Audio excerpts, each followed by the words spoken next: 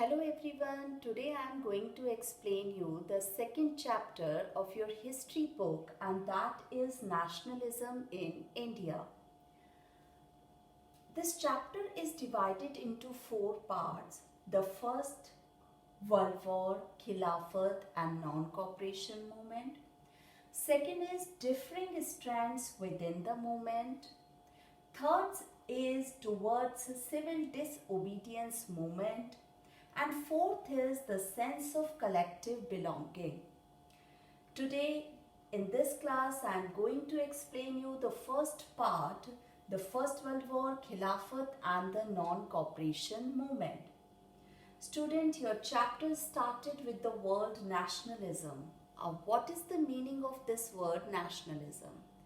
Nationalism means the feeling of devotion, love and patriotism also, when people started thinking that they belong to a nation, not to a region, that feeling is called nationalism. In India, the growth of nationalism relatively connected to anti-colonial movement.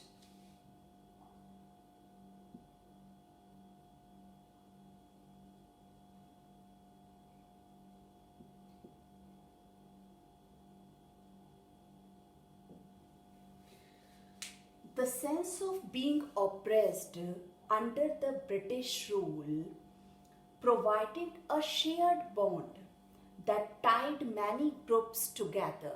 Although these groups felt the effect of colonialism differently, Gandhiji under the Congress tried to forge these groups together in a single movement. अब हमारी country में nationalism race होने के पीछे क्या कारण था? Anti colonial movement. That means Britishers सबको ऑप्रेस कर रहे थे and this was the reason why हमारे अंदर नेशनलिज्म रेस हो रहा था. ऑल्दो डिफरेंट ग्रुप्स जो थे वो नेशनलिज्म या इफेक्ट जो थे कॉलोनियल लीडर्स के उनको डिफरेंटली फेस कर रहे थे. For example different groups means जैसे पीजेंट्स थे हमारी कंट्री में, या हमारी कंट्री में बिजनेसमैन थे या कॉमन मैन था, वो कहीं ना कहीं ब्रिटिशर्स जो थे उन्हें अलग अलग तरीके से परेशान कर रहे थे. लाइक पीजेंट्स पर टैक्स रेज कर दिया गया था. On the other hand prices जो थे कमोडिटीज़ के वो बहुत रेज हो गए थे. So common people were also affected by it. On the other hand, businessmen were also affected on a other way. तो कहीं ना कहीं हर तरह से ब्रिटिशर्स क्या कर रहे थे, वो हर तबके के लोगों को परेशान कर रहे थे. तो यही रीज़न था हमारे अंदर नेशनलिज्म के ग्रो होने का. अब इन सभी तरह के लोगों को का एक ही एम बनाना और उनको इकट्ठा करने का काम किसने किया था? गांधी जी ने किया था. सो इस तरह हमारी कंट्री में नेशनलिज्म ग्रो हुआ. किसकी वजह से हुआ? Because of anti colonial movement. Now one other reason is also behind that. The first world war helped in the growth of national movement. These are two different questions. These questions you can get in your NCERT book also, that how the growth of nationalism, how the anti-colonial movement responsible for the growth of nationalism. Second one is how the First World War helped in the growth of national movement in India. कि first world war कहाँ तक उत्तरदायी है हमारी country के अंदर national movement को race करने में. तो इसका आंसर हम किस तरह से देंगे कि क्या हुआ था कि बिकॉज ऑफ जब वॉर स्टार्ट हो जाती है तो सिचुएशंस खराब हो जाती हैं पॉलिटिकली भी और इकोनॉमिकली भी. तो so many reasons were behind जिसकी वजह से नेशनल मूवमेंट ग्रो हुआ था फर्स्ट वर्ल्ड वॉर की वजह से. The war created, जैसे first is the war created a new political and economic situation. Now it led to a financial crisis that covered by war loans और increased taxes. कि financial crisis आ गए तो tax impose कर दिया गया. On the other hand, during 1913 to 1919, the prices high of commodities that create a problem for a common people. And because of influenza epidemic, many people were died during this time period. On the other hand, famine were also there that time. Force recruitment were there. That means Britishers को war के लिए सैनिक चाहिए थे, तो वो कहाँ से रिक्रूट कर रहे थे? विलेजेस से रिक्रूट कर रहे थे, तो जिसकी वजह से विलेजर्स भी बहुत ज़्यादा परेशान थे. अब इसमें हमने ये देखा कि हर तरह के लोग, जैसे फर्स्ट हमने किया कि कहीं ना कहीं प्राइसेस बढ़ गए तो कॉमन पीपल परेशान था. पीजेंट्स पर टैक्स इम्पोज किया गया तो वो परेशान थे. ऑलरेडी फेमाइन की वजह से, सूखा पड़ने की वजह से उनका जो अनाज था वो नहीं हो रहा था. On the other hand influenza epidemic फैला हुआ था. इसके अलावा वहाँ पर विलेजेस से लगातार भर्तियाँ की जा रही थी, वॉर के लिए सैनिक चाहिए थे. सो बिकॉज ऑफ दैट ये सब किसकी वजह से हो रहा था? फर्स्ट वर्ल्ड वॉर की वजह से. और इस फर्स्ट वर्ल्ड वॉर की वजह से हमारी कंट्री में जब नफरत करने लगे ब्रिटिशर्स से लोग, तो क्या रेज हुआ? नेशनलिज्म रेज हुआ, जिसे हम आगे क्या भी बोलेंगे कि उसकी वजह से नेशनल मूवमेंट हुई. So the growth of nationalism किस तरह हुआ हमारी कंट्री में? How first world war was responsible for growing national movement in India. Now we move to the third subtopic is the idea of Satyagraha. Now, in January 1915, Gandhi ji came back to India from South Africa. In South Africa, he used Satyagraha against the racist regime. While he turned back to India, he toured around the country and he started fighting for different levels of people in a country. जहाँ पर भी वो गए, उन्होंने ये देखा कि किसी तरह का किसी के साथ कुछ गलत हो रहा है, तो वहाँ उन्होंने सत्याग्रह किया. Like in 1916, Gandhi ji went to Champaran in Bihar, and here he fought against the oppressive plantation system. और यहाँ जब उन्होंने oppressive plantation system के लिए लड़ाई लड़ी, तो यहाँ पर भी वो जीते. किस तरह से? कि वहाँ पर इंडिगो प्लांटेशन होती थी, लोगों के साथ बहुत बुरा व्यवहार होता था. तो this was the reason why Gandhi ji ने वहाँ सत्याग्रह किया और वहाँ के उन लोगों को ऑप्रेसिव मतलब बहुत ही आक्रामक जो उनका सिस्टम था, प्लांटेशन सिस्टम, उससे उन्हें आज़ादी दिलाई. In 1917 he went to Kheda, district of Gujarat. वहाँ क्या प्रॉब्लम थी कि पीजेंट्स जो थे वो बहुत परेशान थे क्योंकि क्रॉप फेल हो चुकी थी. On the other hand epidemic फैला हुआ था and they were not able to pay the tax properly, so they want some relaxation in the tax. तो गांधी जी ने यहाँ पर भी उनका साथ दिया और वो जीत गए. On the other hand, in 1918 he went to Ahmedabad in Gujarat. There he fought for mill workers कि mill workers की situation बहुत खराब थी, and this was the reason why he started Satyagraha there and he also won from there also. तो इन तीन जगह पर उन्होंने, गांधी जी ने एक बड़ा सत्याग्रह करने से पहले, एक बड़ी मूवमेंट करने से पहले, एक नॉन कॉपरेशन मूवमेंट करने से पहले यहाँ पर उन्होंने सत्याग्रह मूवमेंट्स की थी और इन सभी में वो वन हुए थे, वो जीते थे. उन्होंने वो जो चाहते थे वो उन्हें मिला था. So emboldenedness with the success of these satyagraha, कि वो इस सत्याग्रह मूवमेंट्स के जीतने से बहुत ज़्यादा खुश थे. यही रीज़न था कि जब ब्रिटिशर्स ने राउलेट एक्ट पास किया था, तो ब्रिटिशर्स ने जब राउलेट एक्ट पास किया, अब what was Rowlatt act? Rowlatt act gave Britishers enormous power to detain any political leader without any reason for 2 years. यानी इस राउलेट एक्ट ने ब्रिटिश गवर्नमेंट को ये अधिकार दे दिया कि वो किसी भी पॉलिटिकल लीडर को विदाउट एनी रीजन 2 साल तक गिरफ्तार कर सकते हैं। That act was passed hurriedly, वो एक्ट बहुत जल्दबाजी में पास किया गया था, and that was denied by all the political leaders of our country. लेकिन ब्रिटिशर्स ने ऐसा कुछ नहीं सुना और इस एक्ट को पास कर दिया। क्या था इस एक्ट के अंदर? This act gave government enormous power to detain any political leader for 2 years without any reason. तो बहुत ही हार्श लॉ था। गांधी जी यहाँ जीत कर आए थे। जब उन्होंने ये देखा कि रॉलेट एक्ट पास हुआ है 1919 में, तो उन्होंने इसके अगेंस्ट हड़ताल शुरू कर दी। और वो हड़ताल उन्होंने कब शुरू की? 6 अप्रैल।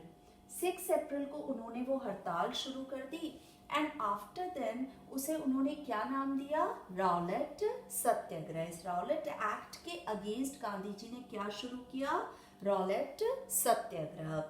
अब different steps were taken by the Indian leaders, that they started boycott things of Britishers. Then Britishers also thought that the movement may become violent. तो उन्हें लगा they started disturbed their communication system, transportation system, their railways, etc.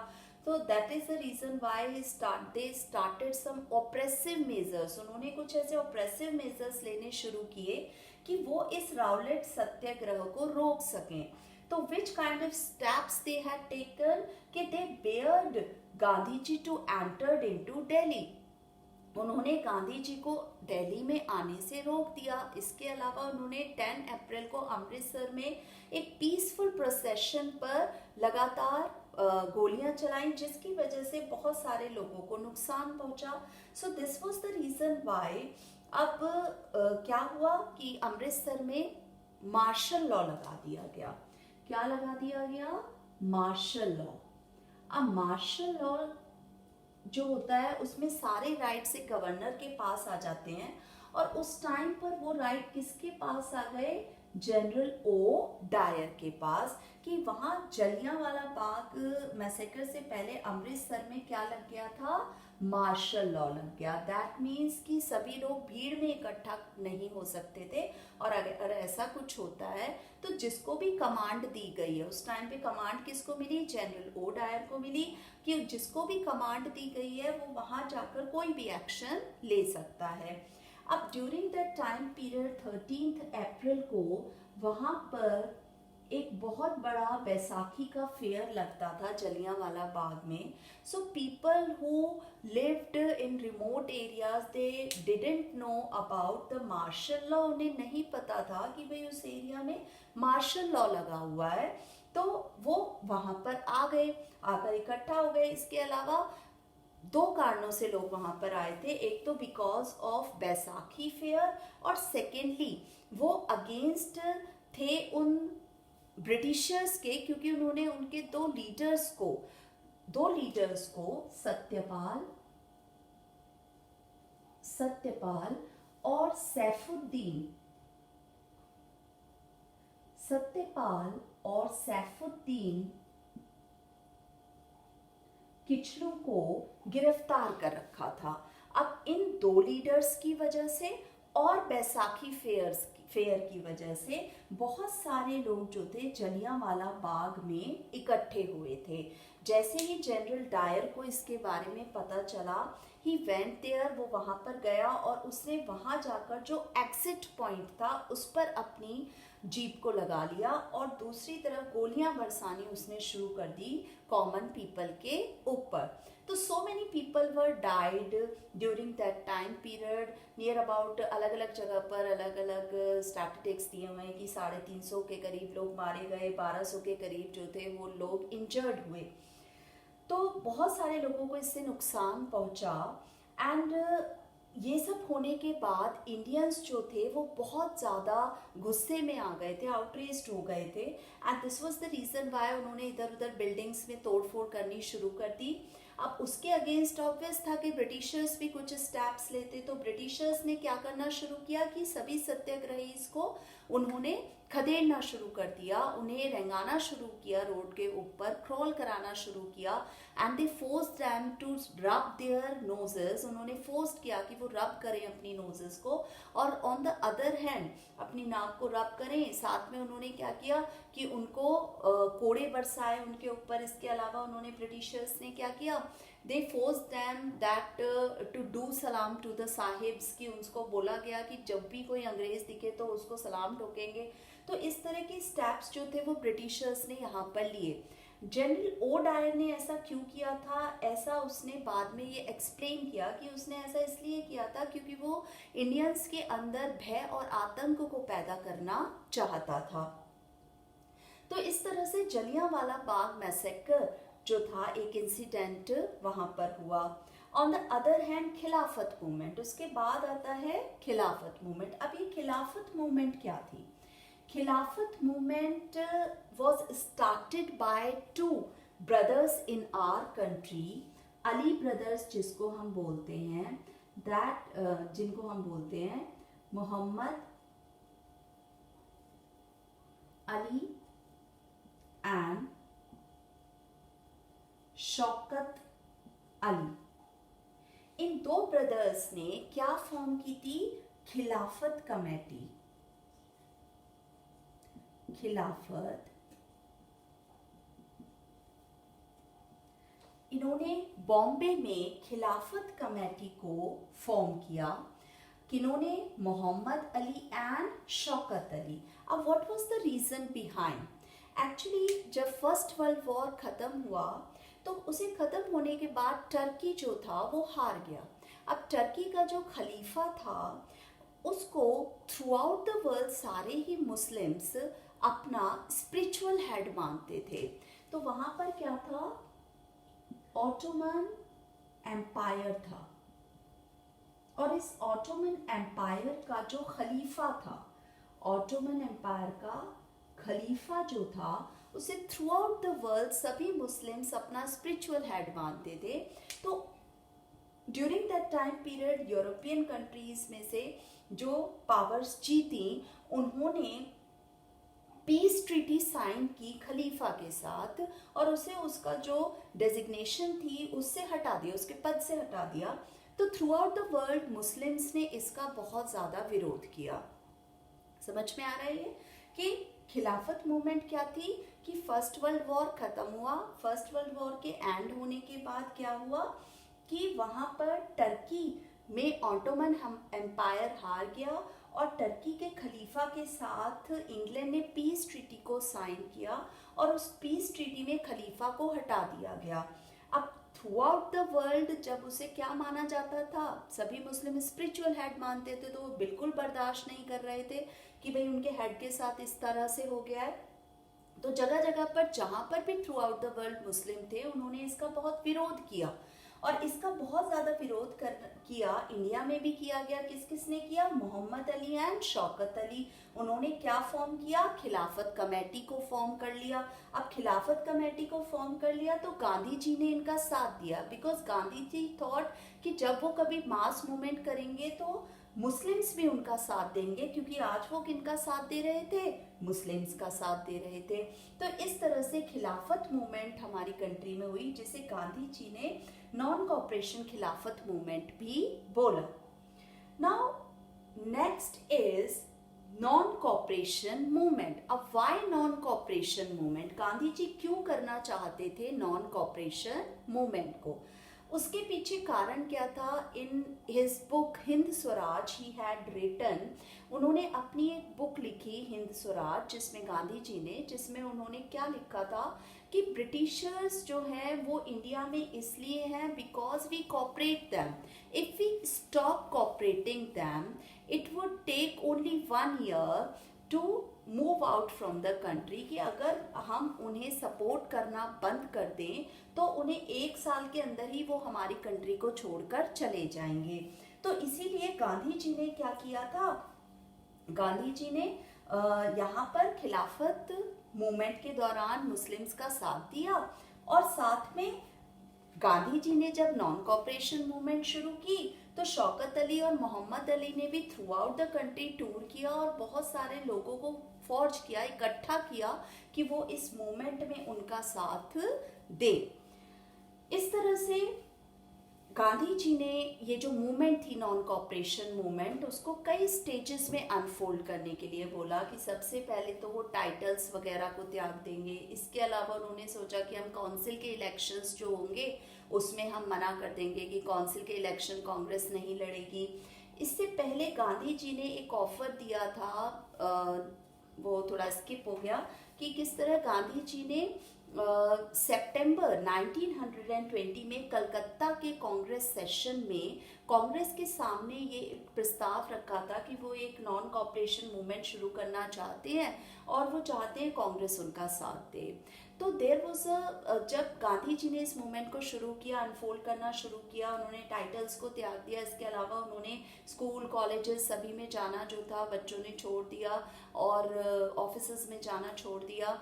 इसके अलावा council elections को boycott की बात की गई। तो that during that time period there was a intense tussle in Congress. Congress के अंदर बहुत ज़्यादा ये विषय गहराया हुआ था कि क्या वो काउंसिल के इलेक्शंस को फॉट करें या ना करें। लेकिन उन्होंने दिसंबर 1920 में नागपुर के सेशन में उसको एक्सेप्ट कर लिया और इस तरह से नॉन कॉपरेशन मूवमेंट स्टार्ट हो गया। So students, here we completed these topics. First, the First World War, Khilafat and non-cooperation movement. हमने फर्स्ट किया कि इंडिया में नेशनलिज्म रेज किस तरह से हुआ था, किस तरह ब्रिटिशर्स के ऑप्रेसिव सिस्टम की वजह से यहाँ पर सभी वर्गों के लोगों के अंदर बहुत आक्रोश था, जिसकी वजह से हमारे अंदर क्या रेज हुआ था, नेशनलिज्म रेज हुआ था। On the other hand, how First World War is responsible for raising nationalism in India, कि किस तरह से फर्स्ट वर्ल्ड वॉर रिस्पॉन्सिबल है हमारे अंदर नेशनलिज्म को रेज करने के लिए। उसके पीछे हमने कारण देखे कि कुछ ऐसे स्टेप्स लिए थे ब्रिटिशर्स ने जिससे हर तबके का लोग जो था उनसे परेशान था and they want a mass movement.